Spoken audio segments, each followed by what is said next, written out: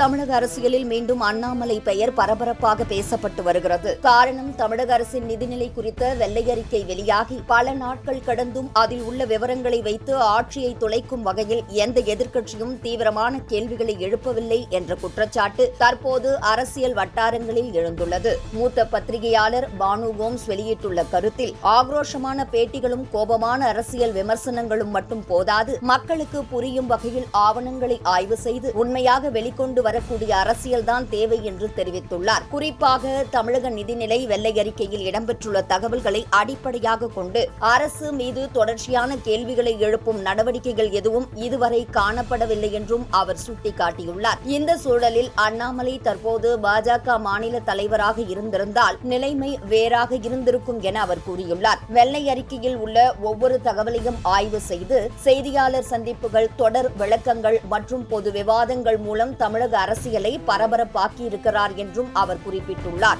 அண்ணாமலையின் அரசியல் பாணியே அவரை மற்ற தலைவர்களிடமிருந்து தனித்து காட்டியது எனவும் பானு கோம்ஸ் கூறியுள்ளார். அரசின் செயல்பாடுகளை நேரடியாக ஆய்வு செய்து ஆவணங்களுடன் கேள்வி எழுப்பும் நடைமுறையால் அவர் பொதுமக்களிடம் தனித்த அடையாளத்தை உருவாக்கினார் என்றும் தெரிவித்துள்ளார். மேலும், அண்ணாமலை இருந்திருந்தால் என்ற ஒப்பீடு அரசியல் களத்தில் தொடர்ந்து பேசப்படும் என்றும், அவருக்கு இணையான மாற்றுத் தலைவர் உருவாகும் வரை இந்த விவாதம் முடிவடையாது என்றும் அவர் கூறியுள்ளார். அண்ணாமலை புதிய அரசியல் பயணத்தை தொடங்கும் தருணத்தில் தமிழக அரசியல் மீண்டும் சூடு பிடிக்கும் என்றும் அவர் கருத்தில் இடம்பெற்றுள்ளது. கடந்த காலத்தில் திமுக போன்ற அனுபவம் வாய்ந்த அரசியல் கட்சிகளுக்கே அண்ணாமலை எழுப்பிய கேள்விகளுக்கு பதிலளிப்பது சவாலாக இருந்ததாகவும், அதனால் அவர் அரசியல் அரங்கில் முக்கிய எதிர்க்கட்சி தலைவராக உருவெடுத்ததாகவும் அவர் தெரிவித்துள்ளார். அதேபோல் தற்போது ஆட்சியில் இருக்கும் விஜய்க்கும் அண்ணாமலையின் அரசியல் பாணி கடுமையான சவாலாக அமையும் என அவர் மதிப்பிட்டுள்ளார். தமிழகத்தில் எந்த கட்சி ஆட்சி செய்தாலும் தவறு நடந்தால்